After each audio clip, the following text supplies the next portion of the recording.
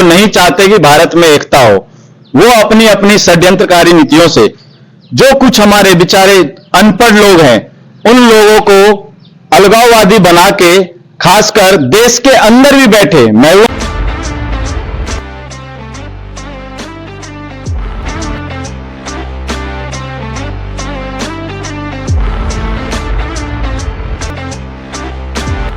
सावन के प्रथम दिवस का आप सभी को ढेर सारा अभिनंदन सुपर नेशन न्यूज की तरफ से। आज हम आपको कुछ विशेष बताने वाले हैं। ब्रजमंडल जलाभिषेक यात्रा, जैसा कि आप लोग जानते हैं, ये नाम चिर परिचित है। सैकड़ों भक्तों के समूह का जलाभिषेक करना सावन के मास में नल नरसिंह मंदिर पर, ये सबको जग जाहिर है।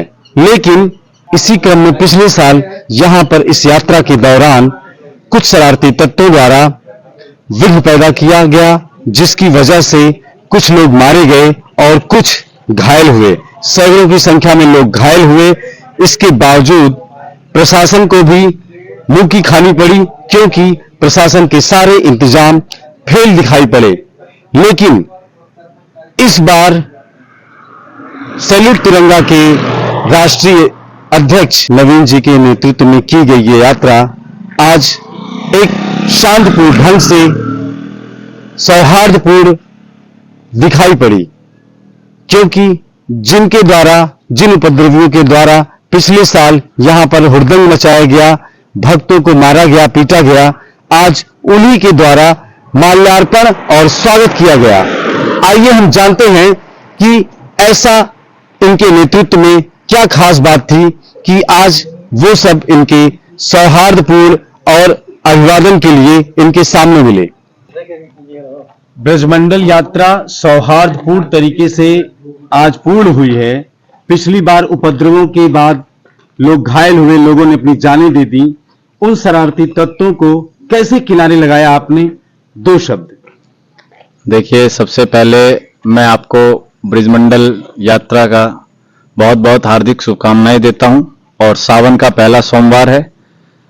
पिछले साल जिस तरीके का यात्रा निकला था, उसमें दूसरे पक्ष द्वारा कुछ शरारती तत्वों ने जिस तरीके का संरचनात्मक तरीके से, जिस तरीके से षड्यंत्र रच के हमारे भक्तों को हानि पहुंचाई, इस बार उन्हीं लोगों ने हमारा वहां पर स्वागत करा और बहुत अच्छे से हमने सैकड़ों युवा साथियों के साथ वहां पहुंचकर बहुत अच्छे से अपने यात्रा को वहां पूर्ण किया और नल्लड़ मंदिर में जाके जलाभिषेक किया, बाबा भोलेनाथ के दर्शन किए और भारत में हिंदू मुस्लिम एकता का प्रतीक दिया। इसके लिए मैं माननीय प्रधानमंत्री श्री नरेंद्र मोदी जी का, माननीय गृह मंत्री श्री अमित शाह जी का एवं हरियाणा के मुख्यमंत्री माननीय श्री नायब सिंह सैनी जी का बहुत बहुत धन्यवाद करता हूं, जिन्होंने पूरा का पूरा प्रशासन हमारे उस जगह पे अपना पूरा ड्यूटी करी प्रशासन ने, और प्रशासन ने पूरा का पूरा सहयोग करा। कहीं भी किसी तरह की कोई घटना ना हो, उसके लिए प्रशासन हाई अलर्ट पे था। इसके लिए मैं दोबारा से हरियाणा के मुख्यमंत्री माननीय नायब सिंह सैनी जी को बहुत बहुत धन्यवाद देता हूं।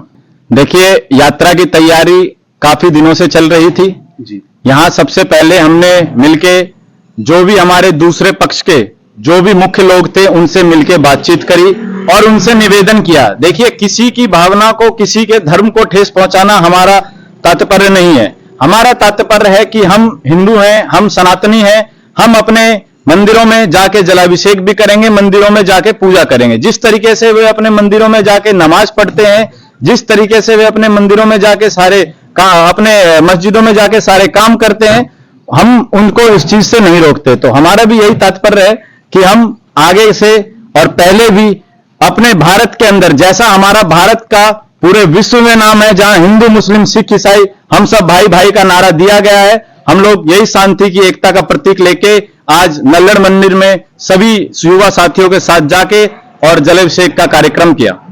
सौहार्द की भावना को लेके आपने कार्य किया, लेकिन ये हर दूसरे साल कहीं ना कहीं से देश के किसी न किसी कोने से ऐसी खबर आती है कि मुसलमानों द्वारा या मुस्लिमों द्वारा, कुछ उपद्रवी तत्वों द्वारा कुछ न कुछ षड्यंत्र रच करके, अभी कांवड़ यात्रा में कुछ देखा गया कि योगी जी ने नाम हाईलाइट करने के लिए बोला, तो उसमें हिंदू के नाम पर चल रहे होटल और खाने पीने के जो रेस्टोरेंट हैं उसमें मुसलमानों की नाम आए, तो ये बदल के ये जो भ्रम फैलाने की कोशिश हो रही है, आपके सौहार्द पर इनका भ्रम फैलाना कितना जायज है? योगी जी के द्वारा लिए गए एक्शन जो कि मुसलमानों को या मुसलमानों को स्पेशली बोला गया है और वो भ्रम फैला करके उसको हिंदू दिखा करके, मतलब दिखावा हिंदू होने का है और दुकान मुस्लिम की है, तो उसे हाईलाइट करने के लिए उन्होंने क्लियर किया है कि आप अपने नाम को हाईलाइट करें, बाहर लिखें कि एक्चुअल ये दुकान किसकी है, उसकी मालिक का नाम सामने होना चाहिए। और ऐसा जब लागू हुआ तो पता चला कि कम से कम 30 से 40% शॉप ऐसी मिली हैं कि जो भ्रामक रूप से लगती तो हिंदुत्व की हैं लेकिन वो है मुस्लिम की। आखिर थूक जिहाद, लव जिहाद के बाद थूक जिहाद, क्या ये सच्चाई है? आखिर आपके जो सौहार्दपूर्ण आप जो कामना रखते हैं कि हिंदू मुस्लिम सिख ईसाई हम आपस में भाई भाई, ये कहां तक आपको सार्थक दिख रहा है? क्या और भी कुछ कदम उठाना पड़ेगा इसके लिए? देखिए, किसी भी जाति किसी भी धर्म को हानि पहुंचाना हमारा काम नहीं है। देखिए, हर धर्म की अपनी अपनी आस्था होती है।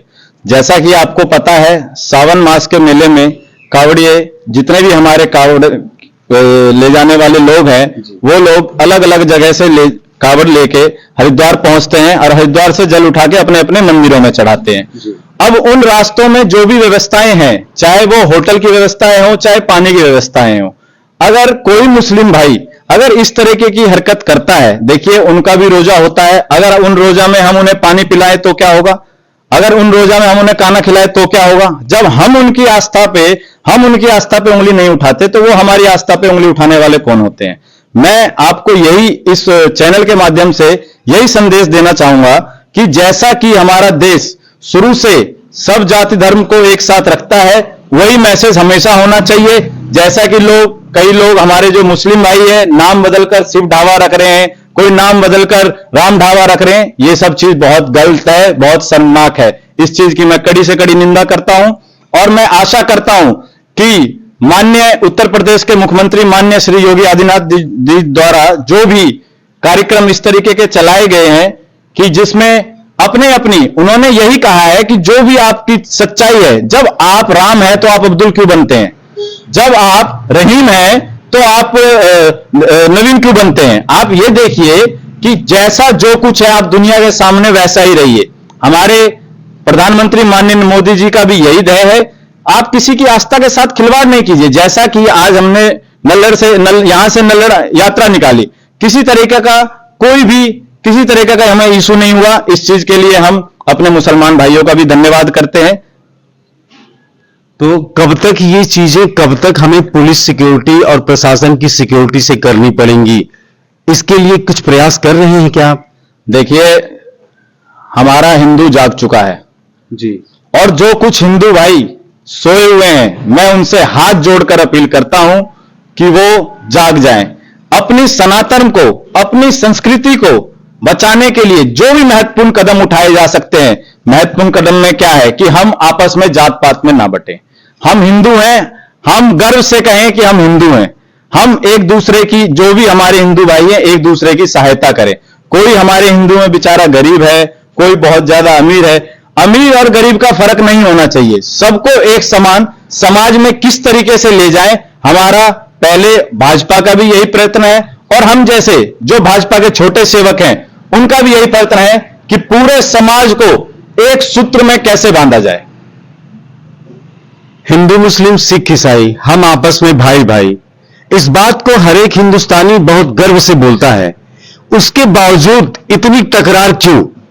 देखिए, कुछ लोग जो विदेशी लोग बैठे हैं, जो नहीं चाहते कि भारत में सौहार्द हो, जो नहीं चाहते कि भारत में एकता हो, वो अपनी अपनी षड्यंत्रकारी नीतियों से जो कुछ हमारे बेचारे अनपढ़ लोग हैं उन लोगों को अलगाववादी बना के, खासकर देश के अंदर भी बैठे महबूबा मुफ्ती जैसे, उमर अब्दुल्ला जैसे और बंगाल में ममता बनर्जी जैसे लोग, जो ममता बनर्जी तो ऐसी हैं जो अपने आप को हिंदू करती है, लेकिन उनका कर्तव्य एक भी हिंदू के लिए नहीं है।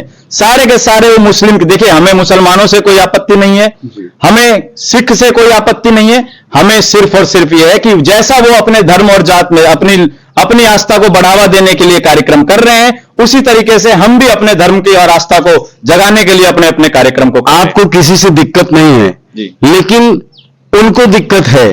पाकिस्तान से हिंदुओं का परसेंटेज खत्म हो गया, बांग्लादेश से हिंदुओं का परसेंटेज खत्म होने वाला है, आखिर भारत में ही बढ़ाने की जिम्मेदारी क्यों है? और कब तक हमारे हिंदुत्व के जो हमारे साथी हैं उनके हिस्से की रोटी कब तक बांटी जाएगी और कब तक सरकार इस कार्य को सही रास्ते पर लेकर के आएगी? देखिए, पिछली जो सरकार 70 साल देश में रह के गई है, उस सरकार ने हमें आपस में बांटने का काम किया है। उस सरकार ने कभी भी हिंदुओं पे ध्यान ही नहीं दिया। हमें इस चीज से आपत्ति नहीं है, जैसा कि मैं पहले ही बता चुका हूं कि वो मुसलमानों को कुछ दे रहे हैं तो दे, लेकिन उस प्रपोर्शनेट में भी हमें भी चाहिए। आज भारत एक हिंदू राष्ट्र है।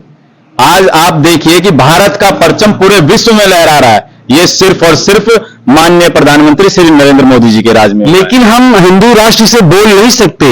हम हर हिंदुस्तानी हम समझते हैं कि हिंदू राष्ट्र है, लेकिन इसको प्रमाणित करने के लिए जैसे महात्मा गांधी जी को राष्ट्रपिता का कोई भी टैग, कोई गवर्नर का कोई मोहर नहीं लगी है, लेकिन उन्हें राष्ट्रपिता बोला जाता है, तो ऐसे ही हम इसको हिंदू राष्ट्र तो नहीं छोड़ सकते ना, हमें तो मोहर चाहिए, ऐसा कहना है जनता का। आखिर ये कार्य कब परिणित होगा? देखिए, अभी आपने पिछले सरकार को 70 वर्ष दिए, हमारी सरकार को मात्र आपने अभी 10 वर्ष दिए। आने वाला 5 साल भारत में ऐतिहासिक फैसलों का साल होगा। माननीय मोदी जी और माननीय गृह मंत्री श्री अमित शाह जी जो भी ऐतिहासिक फैसले होंगे, जैसा कि आपने देखा कि अभी जो फैसले लिए गए कश्मीर के अंदर, कश्मीर में एलजी को वो पावर दी गई जो एलजी के लिए वहां होनी चाहिए। वहां की जो अलगाववादी नीतियां हैं, वहां की जो आतंकवाद है, उनको खत्म करने के लिए जो पावर दी जानी चाहिए, वो हमारे माननीय प्रधानमंत्री श्री नरेंद्र मोदी जी ने और माननीय गृह मंत्री श्री अमित शाह जी ने जाकर दिया। इसी चीज के लिए आगे हम प्रयत्न कर रहे हैं और मुझे पूर्ण विश्वास है अपनी भारतीय जनता पार्टी पर, भारतीय जनता पार्टी के प्रधान सेवकों पर, कि वो जरूर भारत को एक ना एक दिन, और ज्यादा नहीं, अगले मात्र 5 वर्षों के अंदर ही भारत को एक हिंदू राष्ट्र घोषित करेगी। और वो हिंदू राष्ट्र सिर्फ और सिर्फ अपने मुख अग्नि से घोषित नहीं करेगी, वो हिंदू राष्ट्र अब लिखित रूप में घोषित होगा। इस बात का हमें पूर्ण विश्वास है।